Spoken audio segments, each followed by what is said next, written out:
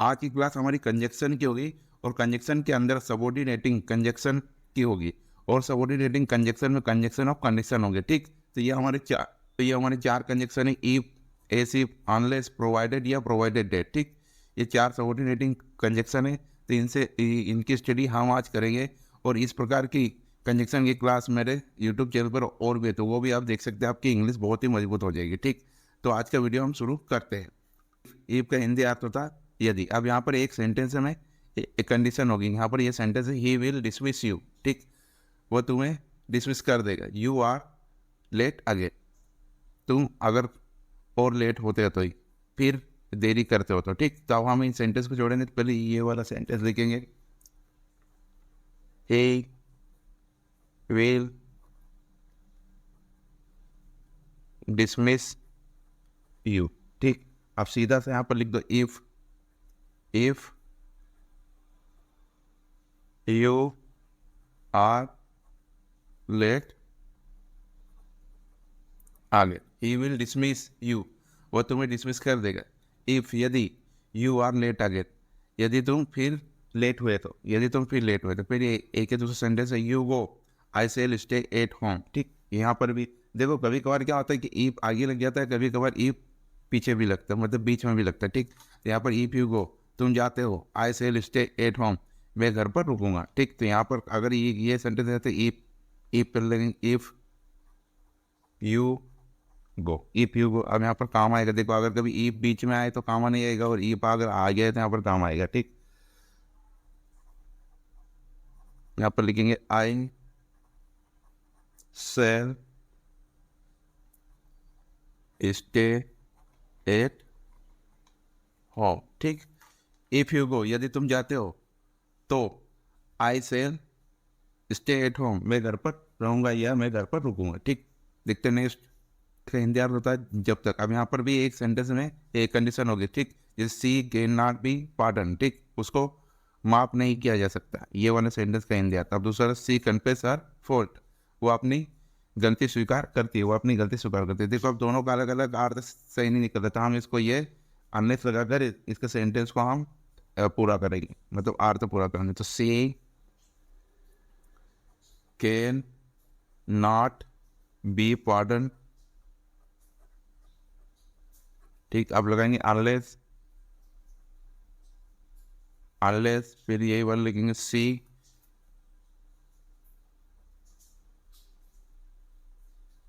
Confesses her fault, she can not be pardon, उसको माफ नहीं किया जा सकता। ठीक, अनलेस, जब तक, सी कन्फेस हर फॉल्ट, जब तक वो अपनी गलती स्वीकार नहीं करती, जब तक वो अपनी गलती स्वीकार नहीं करती या अपनी गलती मानती नहीं। ठीक, एक दूसरा सेंटेंस है, यू विल नॉट पास, तुम पास नहीं होगे या तुम सफल नहीं होगे। तो ये दूसरा सेंटेंस है, यू लेबर हार्ड। ठीक, तो तुम कठिन परिश्रम करते हो। ठीक, अब इसको हम बनाएंगे, you will not pass, unless लगाएंगे,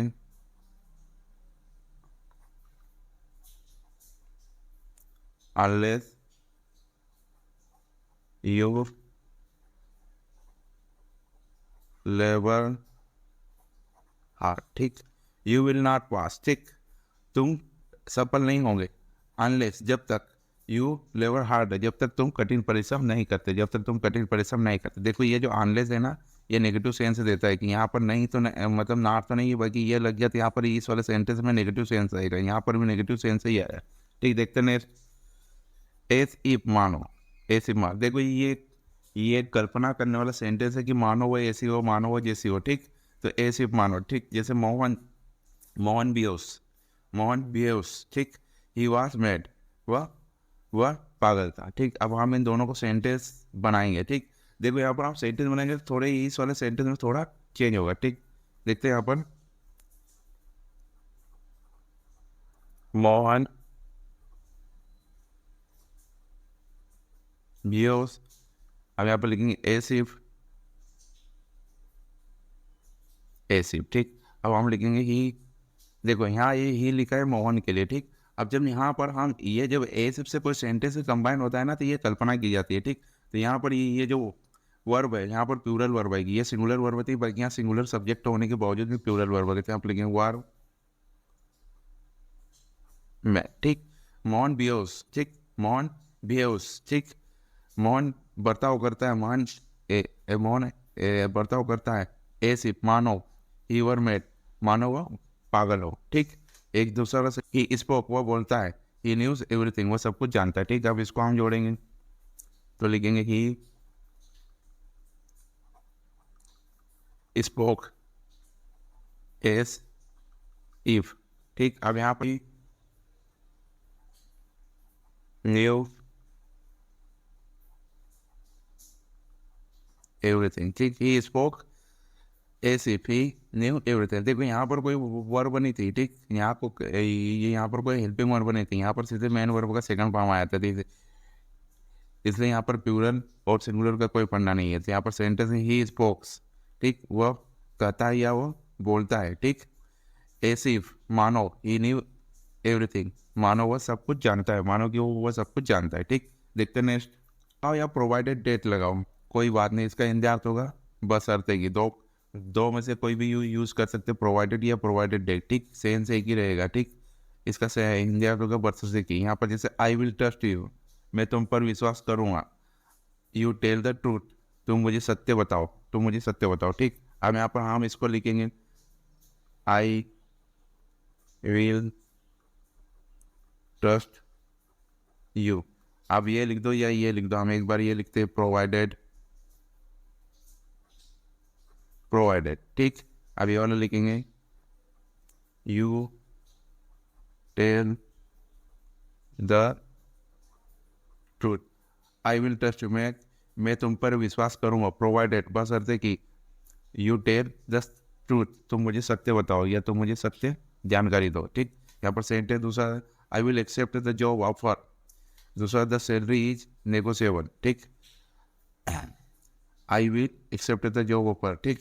यहाँ पर है कि मैं जॉब ऑफर को स्वीकार करूंगा, मैं स्वीकार करूंगा। यहाँ पर दूसरा sentence the salary is negotiable, salary पर बातचीत हो, सैलरी पर बातचीत हो या सैलरी पर बातचीत होना चाहिए, ठीक। अब हम इसको सेंटेंस को जोड़ेंगे, I will accept the job offer, ठीक। यहाँ लिखेंगे प्रोवाइडेड,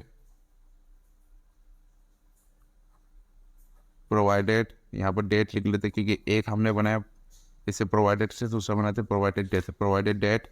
अब वाला सेंटेंस लिखेंगे द सैलरी इज नेगोशिएबल, ठीक। I will accept the job offer, मैं जॉब ऑफर को स्वीकार करूंगा, प्रोवाइडेड डेट बशर्ते की द सैलरी नेगोशिएबल, बशर्ते की सैलरी पर बातचीत हो, बशर्ते की सैलरी पर बातचीत हो या तनख्वाह पर बातचीत हो, ठीक। Thanks for watching, subscribe.